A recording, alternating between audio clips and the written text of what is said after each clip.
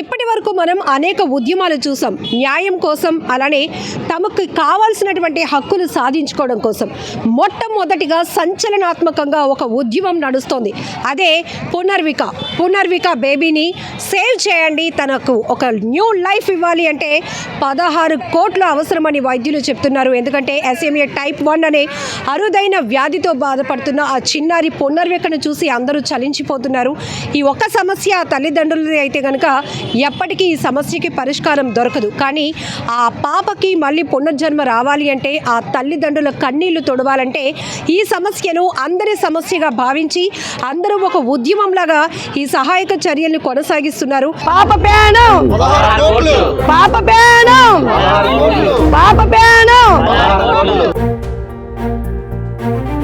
ఆ పాప మనందరి పాప. ఆ పాప కోసం అందరూ ముందు అడుగు వేయాలి అని చెప్పి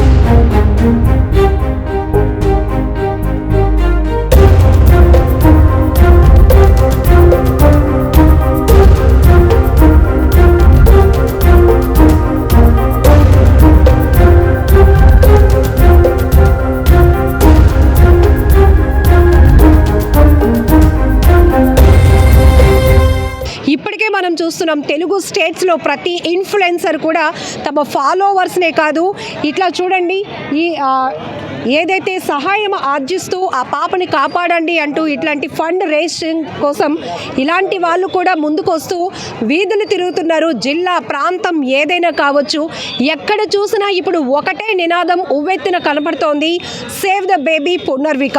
ఎందుకంటే ఆ పునర్విక SMA type 1 అనే అరుదైన వ్యాధితో బాధపడుతోంది.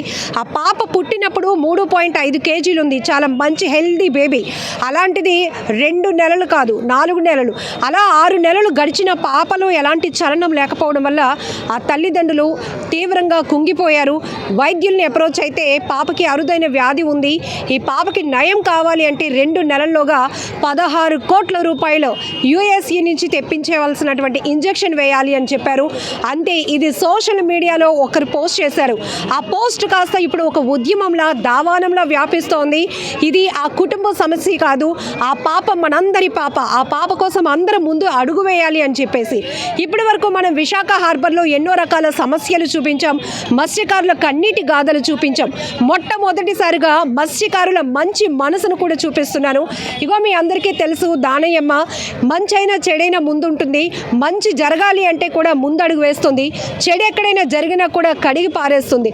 అందులో ఆమె ధైర్య సాహసాలను అందుకే పవన్ కళ్యాణ్ గారు మనసులో పెట్టుకున్నారు. ఆమెను ఎంత దూరం లక్షల మంది ఉన్నప్పటికీ కూడా పేరు పెట్టి ఆమెను ఆప్యాయంగా పలకరించేటటువంటి ఆ గొప్ప పవన్ కళ్యాణ్ గారి ప్రేమను కూడా పొందుకున్నటువంటి దానయ్యమ్మ కూడా ఈ పాప నా మనవరాలు, ఈ మనవరాల కోసం నేను 10 రోజుల పాటు నిర్విరామంగా ఫండ్స్ కలెక్ట్ చేస్తాను, హార్బర్ అంతా తిరుగుతాను, పూర్ణ మార్కెట్ అంతా తిరుగుతాను, అవసరం అనుకుంటే విశాఖపట్నంలో ప్రతి సర్కిల్ తిరిగి ఆ పాపకి సహాయంని తీసుకుంటాను, అది ఆ తల్లిదండ్రులకు అందిస్తాను అంటుంది.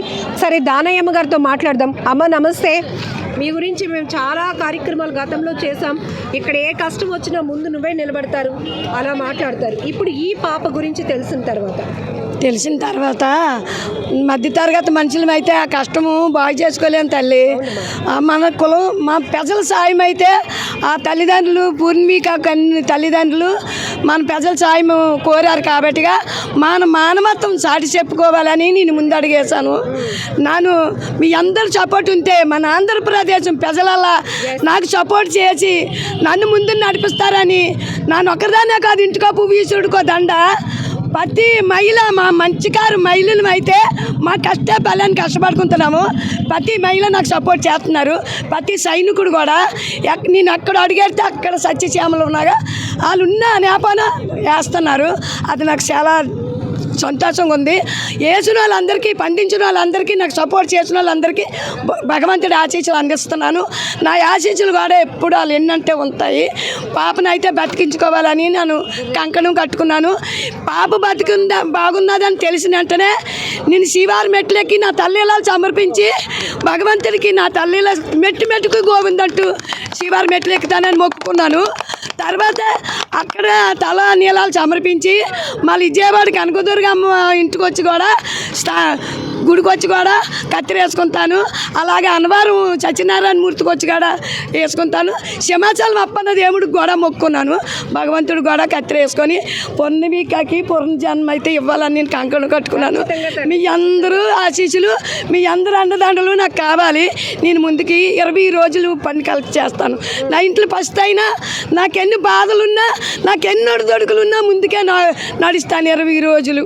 ఇదే హార్బర్లో ఎండు చేపలు చిన్న స్టాల్ లాంటిది పెట్టుకొని ఎండు చేపలు అమ్ముకుంటే రోజుకి 500 రావడం కష్టమైన ఈ తల్లి పెద్ద మనసు, గొప్ప మనసు మనం చూస్తే 20 రోజుల పాటు ఇంట్లో ఎన్ని కష్టాలు ఉన్నా కూడా, ఎన్ని ఇబ్బందులు ఉన్నా అవన్నీ పక్కన పెట్టి 20 రోజుల పాటు తను పునర్జన్మని ఇవ్వటానికి పనిచేస్తానంటుంది.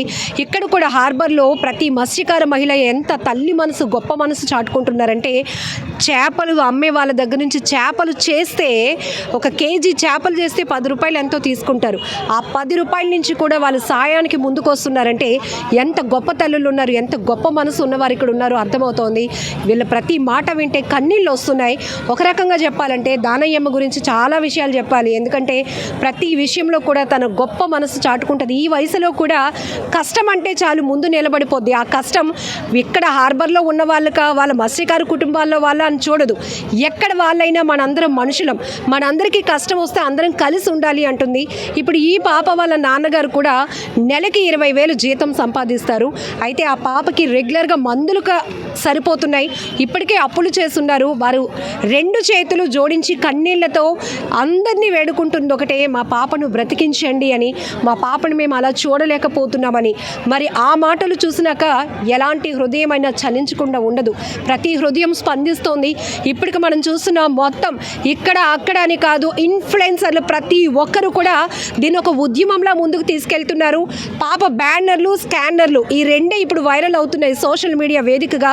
ఇక విశాఖపట్నం వరకు వస్తే నర్సీపట్నంలో, యలమంచిలిలో, గాజువాకలో, హార్బర్లో ప్రతి చోట, అనకాపల్లిలో కావచ్చు, భీమిలిలో కావచ్చు, ప్రతి చోట కూడా ఒక ఉద్యమంగా ముందుకు తీసుకెళ్తూ పునర్వికకి పునర్జన్మ ఇవ్వాలి అంటే అక్షరాల 16 కోట్లు కావాలని వైద్యులు చెప్తున్నారు. కాబట్టి ఇది ఒక్కరు చేసేది కాదు, ఇద్దరు చేసేది కాదు.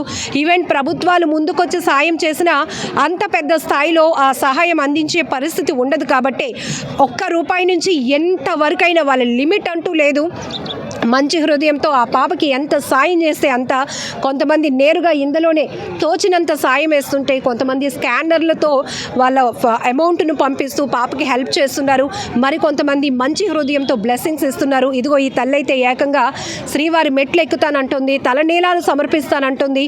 కేవలం ఆ పాప మళ్ళీ ఒక న్యూ లైఫ్ పొందాలి అనేదే అందరి కూడా దృఢమైన సంకల్పం. ఖచ్చితంగా మీరు కూడా హెల్ప్ చేయండి. ఇంకా ఇలా ఒక్కరు అని కాదు, ఇది 16 కోట్లు అంటే చిన్న మాటలు కాదు. చెప్పడానికి కూడా చాలా భావోద్వేగానికి గురి అవ్వాల్సినటువంటి పరిస్థితి. అలాంటిది ఒక సామాన్య మధ్యతరగతి కుటుంబంలో ఇంత పెద్ద కష్టం వస్తే ఆ తల్లిదండ్రులు అలా కుదేలైపోవడం తప్ప ఇంకేమీ ఉండదు. బట్ సోషల్ మీడియా పుణ్యమా అని ఎక్కడున్నవారైనా ఒకటవుతున్నారు. ఎలాంటి వాళ్ళైనా ఒక ఫ్యామిలీగా నిలుస్తున్నారు, సాయం అందించడానికి ముందుకు వస్తున్నారు. కాబట్టి ఈరోజు ఒక పునర్విక అనే నినాదం, నేనైతే చెప్తా, పునర్విక అనే ఒక పేరు ఒక నినాదంగా ముందుకెళ్తోంది. ప్లీజ్ మీరు కూడా మీ వంతుగా సహాయం అందించండి. అది ఎవరికి అందిస్తారు అని కాదు. ఇప్పటికే ఉత్తరాంధ్రకు సంబంధించిన ఆర్టిస్ట్ పల్సర్ బైక్ రమణ కూడా ఒక ఇన్ఫ్లుయెన్సర్కి 10,000 నా వంతు అంటూ కూడా వేశారు. ఇలా ప్రతి సెలబ్రిటీ కూడా ముందుకు వస్తే ఇంకా సామాన్య ప్రజలే ఒక హార్బర్లో చేపలు అమ్ముకొని రోజుకు 500 సంపాదించడమే కష్టం అనే స్థాయిలో ఉన్న మహిళలే ఇలా ఉంటే మరి సెలబ్రిటీలు కూడా దీన్ని చాలా ఫాస్ట్గా తీసుకువెళ్ళొచ్చు. వాళ్ళు తలుచుకుంటే ఇంకా చాలా ఈజీ అయిపోతూ ఉంటుంది. సో ఇది మా అందరి కోరిక. ఖచ్చితంగా అదే కదా చెప్తాను, అందరి కోరిక. మేమైతే 4 ముందుకు వచ్చాము. మా శంకరబాబు, మా మనవడు, మా శంకరమ్మ, మాతో అందరూ సహకరిస్తున్నారు. వాళ్ళకి ధన్యవాదాలు. నేనైతే పూర్ణిమికకి పూర్ణాయుసిస్తాను. నేను ఇవ్వాలని భగవంతుడు కోరుకుంటున్నాను తల్లి. అంతే చెప్పగలను. 2 రోజులు కలిసి చేశానంటే ₹1,00,000 చేశాను. Great great. ₹1,00,000 చేశాను నేను. మళ్ళీ 20 రోజులు ఇలాగే చేసి ఆ సాయాన్ని అందిస్తాం తల్లి. మన ఈ మామగారికి ఇంత సపోర్ట్ ఇస్తున్నారు హరి అండ్ మీరు కూడా రండి, ఎందుకంటే వీరిద్దరూ 2 డిఫరెంట్ పేజెస్ నిర్వహిస్తున్నారు. సో ఇక్కడ ఉన్న ప్రతి కష్టం, మత్స్యకారుల కుటుంబంలో ఉన్న కష్టాలే కాదు, విశాఖ హార్బర్ గురించి ఫుల్ ఇన్ఫర్మేషన్ ఇవ్వటమే కాదు, ఎప్పటికప్పుడు మామగారిని ఎంకరేజ్ చేస్తూ అనేక నాలెడ్జబుల్ వీడియోలు కూడా ఇస్తున్నారు. దీంతో పాటు ఇప్పుడు పునర్వికాకు సంబంధించి కూడా ఈ పాపకి కావాల్సిన సహాయాన్ని కూడా వీళ్ళు ఒక పెద్ద బాధ్యతగా తీసుకున్నారు. ఈమెను ముందు పెట్టి వీళ్ళు నడిపిస్తున్నటువంటి పరిస్థితి. ఇప్పుడు ఎన్ని రోజుల నుంచి కలెక్ట్ చేస్తున్నారు? అమ్మ మేము అయితే 2 రోజుల నుంచి మేము కలెక్ట్ చేస్తున్నాం. కేవలం 4 గంటల నుంచి 9 గంటల వరకు చేస్తున్నామ్మా. మాకు వచ్చిన కలెక్షన్ ₹1,00,000 చేస్తామమ్మా. అలాగే మనకి రోజుకి 200 మంది కాల్ చేస్తున్నారమ్మా. అవన్నీ మీకు ఫెయిల్ అని వస్తుంది. మనకు ట్యాంక్స్ చెప్పుకునేది ఎవరికంటే వాళ్ళకి మనం చెప్పుకోవాలి ట్యాంక్స్ అనేది. ఎందుకంటే నైట్ 1 గంట కూడా కాల్ చేస్తున్నారమ్మా వాళ్ళందరికీ దండలు పెడుతున్నామ్మా. నేనైతే హరి ₹10 నుంచి కాయిన్ కూడా వేసిన వాళ్ళు ఉన్నారు, 100లో ఇచ్చిన వాళ్ళు కూడా ఉన్నారు. మేడం ఇప్పుడు ఏంటంటే మనకు తోచింది మనం ఇంత అని చెప్పి అడగకూడదు అనమాట.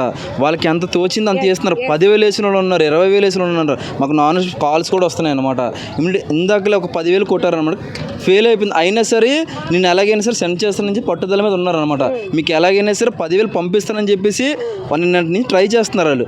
నాకు ఎలాగైనా సరే పంపిస్తానని చెప్పేసి మాకు ఆ నమ్మకం అయితే ఉందన్నమాట. అలాగే ప్రతి ఒక్కళ్ళు మనకు తోచినంత ₹1, ₹10 వేస్తే మన సమస్య అనేది చిన్నదవుతుంది.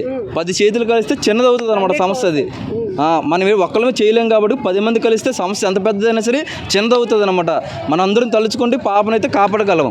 పూర్ణిమకాని మన సపోర్ట్ అయితే పాపకైతే ఇవ్వాలన్నమాట. ప్రతి ఒక్కరు మనం ఒక్కళ్ళమే చేయలేం కాబట్టి మామగారు ఈ వయసులో కూడా ఎంత కష్టపడుతున్నారంటే మామగారు ఈ వయసులో కూడా ఎంత కష్టపడుతున్నారంటే ఆవిడ వ్యాపారం ఆఫీసుకొని మరి తెల్లవారు మేము ఎక్కడ పిలిస్తే అక్కడికి వచ్చేస్తుంటారు అనమాట.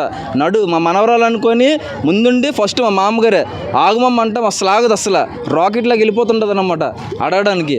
మమ్మల్ని చూసే ఆసరాలు తెలియదు, మా అమ్మగారిని చూసి వెంటనే 1000, 2000 ఎంత తోస్తే అంత అనమాట. మీకు అంతగా కావాలని ప్రూఫ్స్ కూడా చూపిస్తాను మీకు. అలాగే మేడం విదేశాలు కూడా మనకి విదేశాల నుంచి కూడా మనకి పంపడం జరుగుతుంది. మనకైతే ఫోన్పేలోని ఎంత వాళ్ళకి తోచింది 2,000 అయితే 2,000, 3,000 అయితే 3,000 నాన్ స్టాప్గా కొట్టిన వాళ్ళు ఉన్నారనమాట. మనకు 2,000 అయితే 2,000, 3,000 అయితే 3,000 మనకు చేస్తున్నారనమాట. మాకు చాలా హ్యాపీగా ఉందన్నమాట. ఆ డబ్బులు అయితే మనస్ఫూర్తిగా బాధ్యతగా ఈ డబ్బులు అలాగా చెప్తున్నాను కదా, ₹1 ఖర్చు అవసరమైతే మా డబ్బులు కూడా కలుపుకొని లాస్ట్ ఇదంతా అయిపోయిన తర్వాత కలుపుకొని మనం ఎంతో కొంత దాని మా తోచినంత మేము సాయం చేస్తాము. అలాగే చుట్టుపక్కల ఉన్న వాళ్ళు మీరు కూడా మాకు సపోర్ట్ చేయాలి. ఎందుకంటే మేము 9 ఉన్నాం అనమాట. 9 అంటే తిరుగుతున్నాం కరెక్టా. మీ చేతులు కూడా కలిస్తే ఇంకొక 10 మంది 10 చేతులు కలిస్తే ఇంకా ఎక్కువ మొత్తం ఎక్కువ మనీ ఫండ్ చేయొచ్చు అనమాట. మనకు ఒక అసెంబ్లీ అవుతుంది, సముద్రం అవుతుంది, ఒక ఇండియా అవుతుంది, మన బలం గట్టుకుంటుంది. ఒక కర్రని ఎవరైనా ఇరిసేస్తారు, 10 కర్రలు ఎవరు ఇరసనేరు. బలం ఎక్కువగా ఉంటుంది. ఎంత పెద్ద సమస్య అయినా తక్కువ చిన్న సమస్య అవుతుంది అని నా ఉద్దేశం.